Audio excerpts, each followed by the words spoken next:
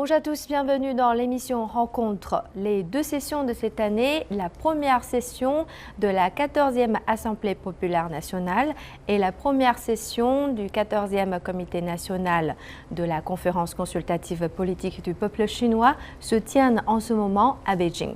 Il s'agit des premières sessions de l'APN et de la CCPPC depuis le 20e Congrès national du Parti communiste chinois qui s'est tenu en octobre de l'année dernière. Quelle direction va prendre la Chine? Quelles sont ses perspectives de développement économique et social? Pour en discuter, aujourd'hui, nous avons le plaisir d'accueillir deux commentateurs de CGTN français sur le plateau, M. Nicolas Iruzen et par visioconférence, M. Wu Zhexian. Bonjour. Bonjour. Bonjour. D'abord, M. Wu, selon vous, quels sont les grands thèmes des deux sessions de cette année? Les grands thèmes, vous savez, en premier lieu, c'est certainement le renouvellement de la composition du gouvernement. Donc je crois que le PCC a déjà proposé une liste. Il est question aujourd'hui de discuter parmi les députés pour voir si la liste est convenable. Alors donc une nouvelle direction gouvernementale sera née à la fin des deux sessions, et puis qui va conduire la Chine pour les 5 ans à venir. Bon, ça c'est déjà quelque chose de très important. Et puis je crois qu'il y a aussi un autre dossier qui est très important aussi, c'est la réforme des institutions de l'État. Le comité central du PCC a proposé cette réforme. Donc, les députés vont discuter pour voir si toutes les propositions sont convenables à propos de la réforme des institutions des organes de l'État.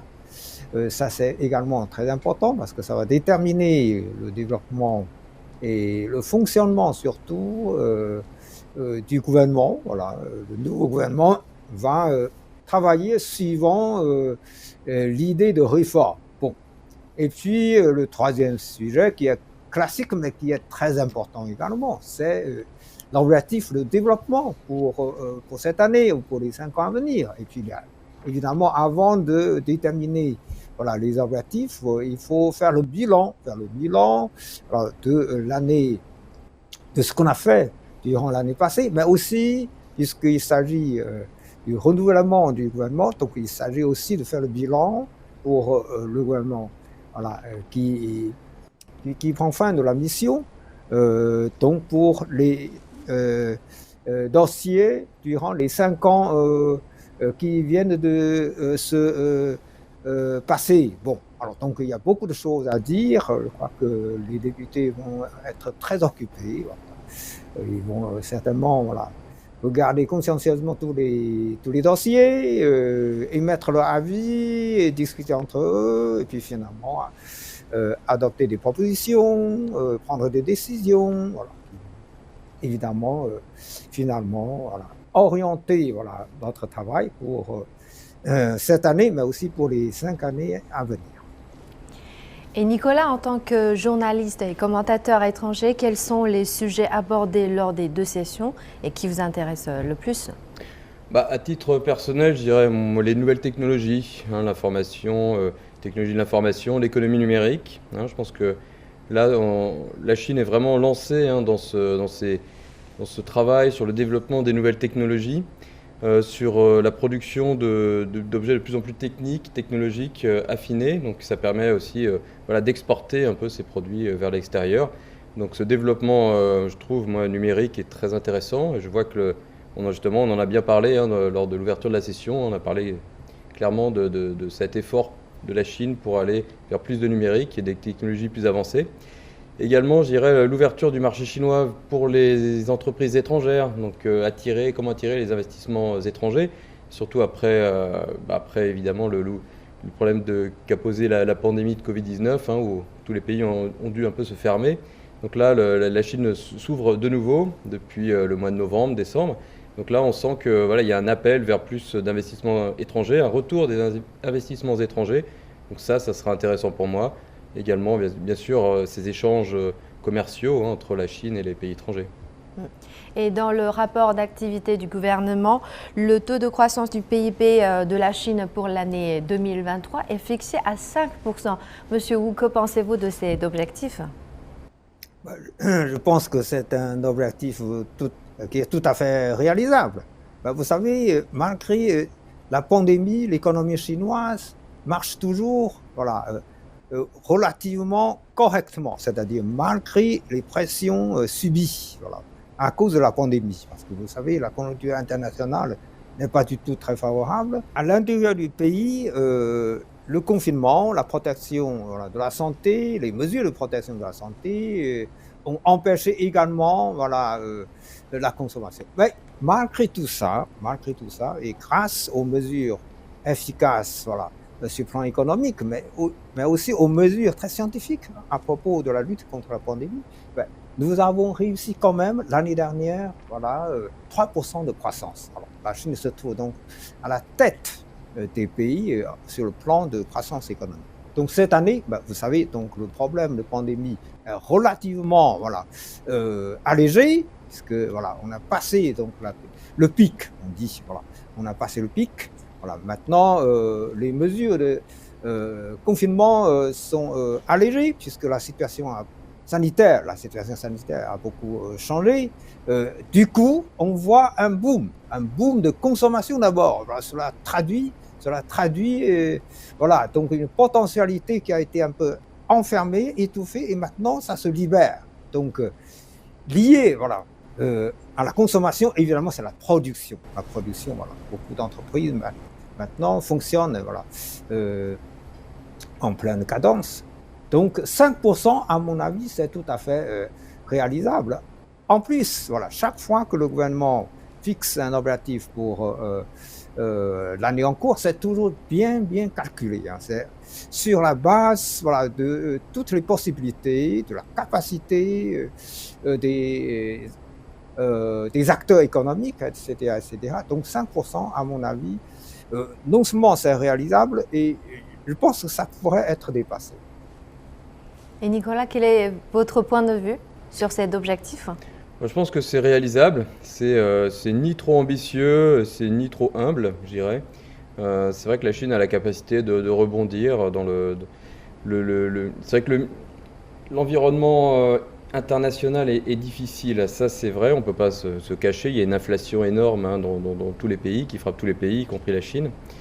Cependant, je pense que le fait que l'épidémie, la pandémie se termine, il y a un rebond, une envie de travailler, une envie de produire.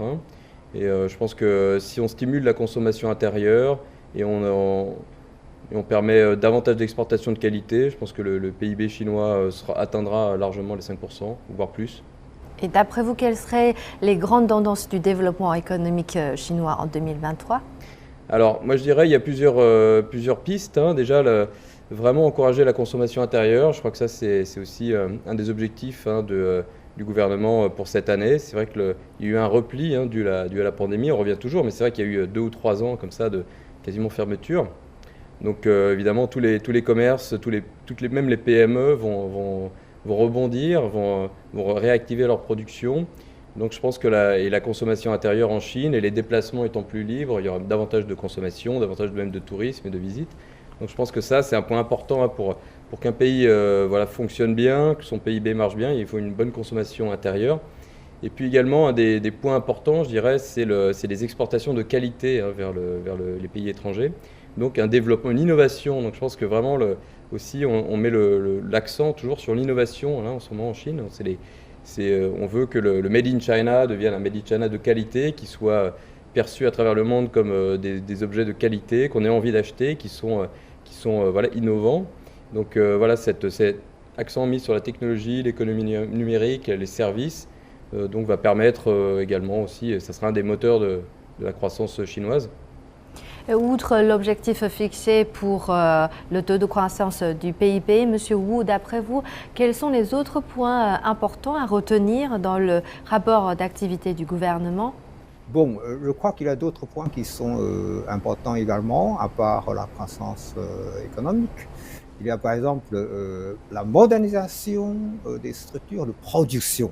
Bon, vous savez, on parle toujours en Chine, on attache plus l'importance à la qualité qu'à la quantité. Bon, cela veut dire beaucoup de choses. Il faut moderniser donc les entreprises, il faut moderniser le système de production dans l'ensemble du pays. Il faut développer la technologie surtout. Il faut introduire la technologie numérique et puis le développement rural. On dit chez nous, c'est la revitalisation des zones rurales. Bon, tout ça, c'est très important. Vous savez, pour ce dernier point, la Chine a remporté la victoire dans la lutte contre la pauvreté, mais il est question aujourd'hui non seulement de prévenir le retour dans la pauvreté d'une certaine catégorie des gens plus ou moins fragiles, ceux qui sont malades, ceux qui sont plus âgés. Bon, il faut les aider, il faut les accompagner pour qu'ils ne retournent pas dans la pauvreté. En plus,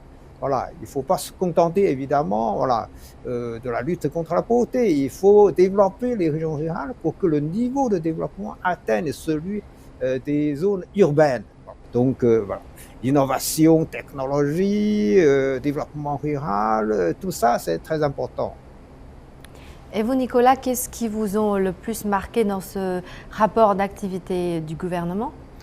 Alors, si on passe sur ce qu'on a déjà dit, évidemment, les points importants, je dirais qu'il y a aussi l'amélioration du système juridique pour que la Chine devienne de plus en plus, comme on appelle ça, un état de droit. C'est-à-dire qu'il y a de plus en plus de possibilités aux citoyens de faire valoir leurs droits.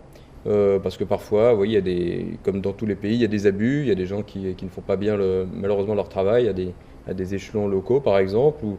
Et donc les gens ont parfois besoin de dire qu'est-ce qui se passe ici. Il faut que la situation devienne plus claire, qu'il n'y ait pas ces abus, qu'on puisse constater. Comme ça, toute la population vivra beaucoup mieux et ça sera bénéfique pour le pays, pour l'ensemble, l'économie et pour la société dans son ensemble. Donc ça, c'est vrai que c'est une tendance que le gouvernement central essaye vraiment de tenir, c'est-à-dire travailler pour qu'il y ait de plus en plus de possibilités aux citoyens de faire valoir leurs droits. Et ça, je pense que c'est quelque chose de très positif.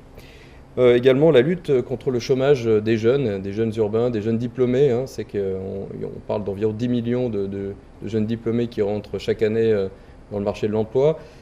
Malheureusement, ces 3 dernières années, c'était difficile économiquement avec toutes ces fermetures liées à la pandémie de pouvoir les accepter et de pouvoir les accueillir dans le marché du travail.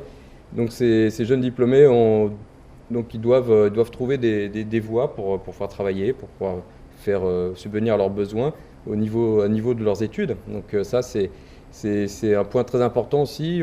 J'ai vu qu'ils allaient développer le travail de manière plus libre, plus souple. Donc ça peut être des bonnes pistes. Encourager les petites ou moyennes entreprises aussi, et puis surtout l'entrepreneuriat chez les jeunes. Donc ça, c'est des pistes importantes aussi à voir, qui devraient se développer dans les 5 prochaines années. Et chaque année, lors des 2 sessions, les députés de l'APN et les membres de la CCPPC se réunissent à Beijing pour participer et discuter des affaires d'État au nom du peuple chinois. Ce processus des 2 sessions est considéré comme un support institutionnel important pour la pratique de la démocratie à la chinoise. Nicolas, quel regard portez-vous sur cette démocratie à la chinoise? Alors c'est très différent du modèle occidental que je connais en France notamment. C'est-à-dire que c'est pas un choix direct des députés, des délégués. C'est plus une sorte de coordination qui se trouve en fait qui a sa base dans les comités populaires à la base. Donc c'est des comités locaux à plusieurs échelons comme ça qui choisissent leurs délégués. Donc je pense que c'est un processus qu'on peut appeler aussi démocratique, puisque c'est pas une sorte d'élite qui choisit et qui impose un peu ses choix, mais c'est vrai qu'il y a une discussion, il y a des gens qui se proposent, et certaines personnes sont élues et sont choisies pour leur qualité, pour leur connaissance du terrain, pour leur expertise dans un certain domaine, et c'est ce qu'on voit par exemple à la CCPPC, il y a différents secteurs qui représentent toute la société, et ces gens-là connaissent leur travail, donc ils sont à même de pouvoir faire des choix éclairés sur les décisions et les axes de la politique chinoise. Donc je pense que c'est une autre forme de démocratie. C'est une démocratie plus basée sur le terrain, basée sur c'est ce qui convient au peuple et ce qui convient à des choix qui sont mûrement réfléchi et avec beaucoup de discussions à la base. Et donc ça remonte comme ça de la base vers le haut. Et pourquoi pas? C'est difficile aussi imaginons de mettre en place des élections dans un pays d'1,4 milliard d'habitants. Donc c'est comme si on essayait de faire des élections à l'échelle du continent européen. On voit déjà que l'Union européenne a du mal à se concerter, a du mal à trouver des accords, alors que voilà, on est soi-disant donc plus proche. On essaye de faire un modèle européen, mais on voit bien toutes les difficultés qu'il y a dans les élections au niveau national ou au niveau européen. Donc la démocratie à l'occidentale fonctionne plus ou moins bien en Occident, en Europe. La démocratie chinoise fonctionne également avec ses points forts et ses défauts, mais en tout cas ça fonctionne et il y a une vraie discussion. On appelle la démocratie populaire intégrale en Chine. Et l'APN a commencé à délibérer sur un projet d'amendement concernant la loi sur la législation. Monsieur Wu, d'après vous, de quelle manière cela reflète la démocratie populaire intégrale? Alors, la démocratie chinoise, ce n'est pas un coup de tête. Voilà. C'est né voilà, avec toutes les recherches que les Chinois ont essayé de faire afin de trouver la meilleure voie voilà, sur le plan de la démocratie. Cela remonte de très très loin. Hein. Bon, ben, vous savez, au début du siècle dernier, la Chine a voulu justement instaurer un modèle occidental. En Chine, ça n'a pas marché.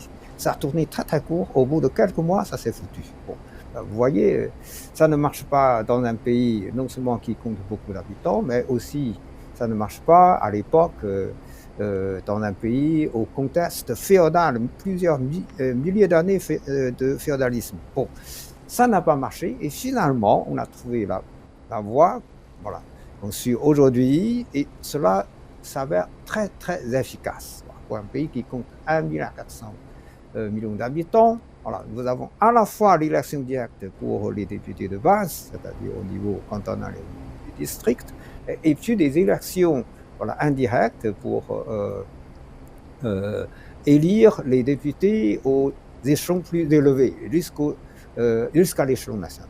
Bon, alors non seulement ça se traduit par l'élection elle-même, mais aussi par d'autres activités qui accompagnent. C'est-à-dire, ce n'est pas parce qu'on a élu quelqu'un que la démocratie s'arrête. Bon, les Chinois peuvent, voilà, à tout moment, voilà, participer aux procédures de décision, voilà, à la surveillance, voilà, de l'exécution, voilà, du travail, mais aussi, voilà, les Chinois peuvent faire le bilan, formuler des critiques, formuler, voilà, des appréciations, voilà. Bon.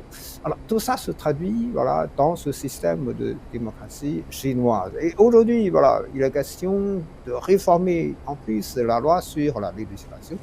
Ça, c'est aussi, voilà, un complément pour améliorer davantage. Parce que l'idée, la première, c'est qu'il ne faut pas que la législation, c'est-à-dire la création d'une loi, va à l'encontre de la Constitution, voilà, qui est quelque chose de fondamental pour la Chine.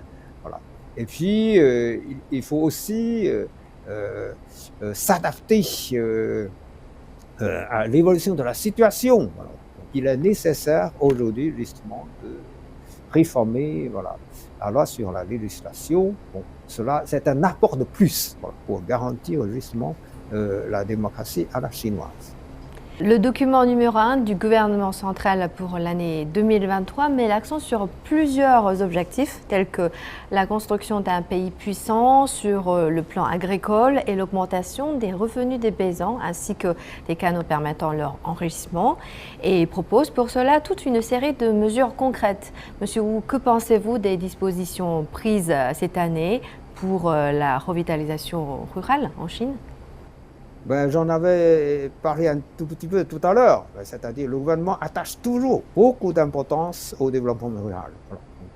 La raison, je vous ai expliqué, c'est parce qu'il y a un retard de développement voilà, des régions rurales par rapport au développement des grandes villes et des zones urbaines. Voilà, parce que même les villes de taille moyenne ou même les petites villes se sont développées très correctement. Voilà. Par contre, la vaste région rurale, voilà, reste à développer. Il faut apporter plus d'efforts. Bon, alors, bon, chaque année, en effet, le gouvernement propose voilà, décide finalement, décide des mesures à prendre pour le développement rural. Et cette année, comme les années précédentes, suivant l'évolution de la situation, suivant l'état actuel du développement des zones rurales, eh bien, il y a des mesures à prendre. Bon, déjà, dans le document précédent, c'est-à-dire chaque année, il y a plusieurs documents du plus haut niveau pour guider le développement rural. Alors, dans le document précédent, publié au début de l'année, on avait parlé de l'amélioration des infrastructures d'agriculture, et on avait parlé aussi la technologie, le développement de la technologie, qui doit accompagner l'agriculture. On a parlé toujours, la prévention du retour dans la pauvreté. Il faut accompagner les gens qui sont sortis du seuil de l'état de pauvreté. Il faut les accompagner pour qu'ils arrivent à s'enrichir. Donc il faut aussi développer une industrie rurale de haute qualité, parce qu'aujourd'hui il est question aussi de créer des entreprises industrielles dans les zones rurales, mais aussi développer le tourisme. On a déjà connu beaucoup de progrès dans ce domaine, mais il est question de continuer. Il faut que les paysans chinois arrivent à mener une vie décente, comparable à celle des citadins. Nicolas, vous vous êtes rendu dans plusieurs villages de la Chine pour observer la vie locale et les progrès en cours. Qu'est-ce qui vous ont le plus impressionné durant ces visites ? Je trouve que M. Wu a bien déjà présenté, brossé une image assez nette et assez véridique de ce qui se passe dans ces endroits des villages où il y a un nouveau système de production, un développement plus intelligent, basé à la fois sur le développement vert, sur l'écologie, sur le tourisme. Donc comment revitaliser un peu ces villages. Donc moi personnellement j'ai visité des villages où il y avait j'ai vu beaucoup de rénovations. C'était pas du tout l'image de pauvreté que je pouvais peut-être avoir il y a eu quelques années, mais ce sont des villages qui sont aussi ouverts vers le tourisme, je dirais, de gens qui veulent sortir un peu des villes pour aller au contact un peu plus de la nature et de la vie des campagnes et des villages. Donc tout est prêt pour accueillir ces gens-là. Donc je vois des panneaux solaires partout, je vois des maisons qui ont été complètement rénovées, où on peut louer des petites maisons, soit des petits chalets un peu en montagne, et on peut rester. On a tout un service qui est prévu pour déjeuner, manger sur place, pour se promener, se balader. Donc il y a vraiment moi j'ai aperçu cette image-là que j'aime beaucoup, des villages chinois qui ont ce côté très accueillant pour les touristes.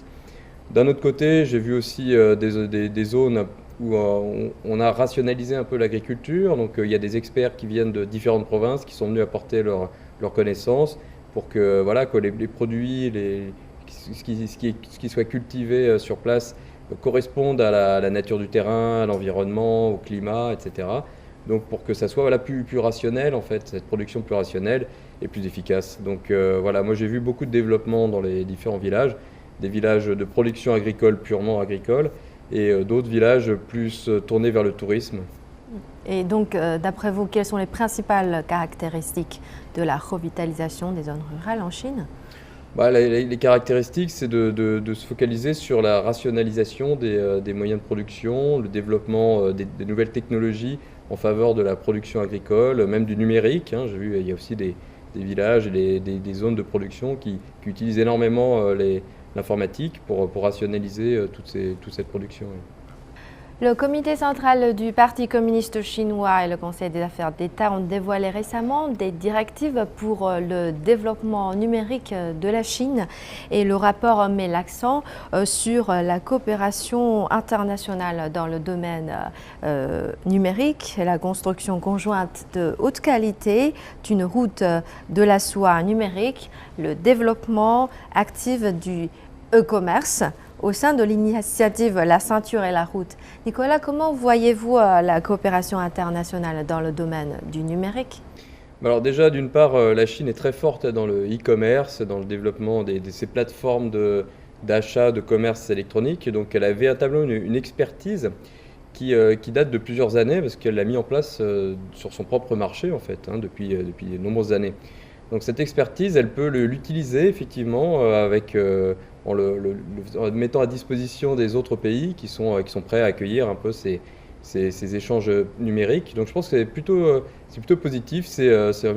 On se lance dans quelque chose d'un petit peu nouveau, quoi, parce que c'est vrai que la ceinture de la route, c'était d'abord des infrastructures, hein, c'était des grands ports, des constructions d'autoroutes. Ensuite, on essayait de faire des échanges de peuple à peuple pour davantage de connaissances. Et là, j'ai l'impression qu'on franchit une nouvelle étape, c'est-à-dire que maintenant, au lieu d'investir dans des projets qui sont peut-être trop lourds financièrement, hein, suite aussi au problème économique global, hein, de la planète, utiliser plutôt les canaux numériques, informatiques, pour développer le commerce et les échanges entre les différents pays, entre les peuples. Donc je pense que c'est une très bonne idée. Et d'ailleurs, ça a déjà commencé, hein. Il y a des plateformes électroniques de vente en ligne chinoises qui fonctionnent dans d'autres pays, notamment en Asie du Sud-Est. Donc elles sont assez populaires. La vente en streaming aussi, hein. Donc la Chine est en avance, hein, dans cette activité de vente en streaming. Donc je pense que ça va se développer de plus en plus, c'est vraiment une bonne tendance. Évidemment, il faudra faire attention à la sécurité, parce que sur les réseaux, les échanges numériques, il y a ce problème de sécurité. Donc la Chine met en place aussi des protocoles de lutte contre la cybercriminalité, par exemple, ou assurer la sécurité, hein, parce que quand on achète quelque chose en ligne, il faut être sûr que le produit soit réellement le produit qu'on achète, que la qualité soit au rendez-vous. Donc la Chine a développé déjà ça à l'intérieur de ses frontières, et continuer avec cette confiance qu'elle peut donner aux autres pays, de dire voilà, les produits qu'on vous exporte, qu'on vous envoie, sont des produits de qualité, puisque nous-mêmes, nous avons mis en place des protocoles de contrôle et de sécurité. Donc je pense que c'est un bon point, et c'est quelque chose d'assez positif. Oui. Cette année marque le 10e anniversaire du concept de communauté de destin pour l'humanité et le 10e anniversaire de l'initiative La ceinture et la route. Monsieur Wu, d'après vous, quelle direction va prendre la diplomatie chinoise en 2023 ? En fait, la diplomatie chinoise suit toujours un principe constant, c'est-à-dire favoriser la paix et le développement. Donc ça ne change pas, parce que cette année, la Chine va continuer à favoriser la paix en tant que membre permanent du Conseil de sécurité aux Nations Unies. La Chine ne s'arrête pas de favoriser la paix dans le monde. Donc la Chine va continuer dans ce sens. Surtout aujourd'hui, le monde n'est pas tranquille, comme on peut constater. Voilà. Et puis, à propos du développement, comme vous avez mentionné la ceinture route, c'est une des initiatives que la Chine a lancées pour favoriser la coopération gagnant-gagnant entre la Chine et le reste du monde. Bon, et c'est une initiative qui s'avère très, très productrice. Bon, on a déjà beaucoup d'acquis, on a réalisé beaucoup de projets dans le domaine d'infrastructure, dans le domaine du développement industriel dans beaucoup de pays en développement. Du coup, c'est une initiative qui est très très bien appréciée par beaucoup de partenaires. Beaucoup de pays ont signé un accord de coopération dans le cadre de ceinture route, et beaucoup de travaux sont réalisés. Par exemple, beaucoup de chemins de fer déjà, en Europe, en Asie, et plusieurs grands projets de chemin de fer en Afrique. Et évidemment, plusieurs grands projets de chemin de fer sont en cours de réaliser ou sont déjà réalisés. Donc, dans ce cadre de coopération bilatérale ou multilatérale, la Chine a fait beaucoup de choses avec tous les pays partenaires. La Chine va continuer, donc la diplomatie chinoise va continuer à favoriser la paix et le développement. Je vous remercie M. Wu Zhexian et M. Nicolas Hiruzozhen d'avoir participé à cette émission et d'avoir livré vos analyses. Merci. C'est un plaisir. Voilà, c'est la fin de cette émission Rencontre. Merci de nous avoir suivis. À la prochaine.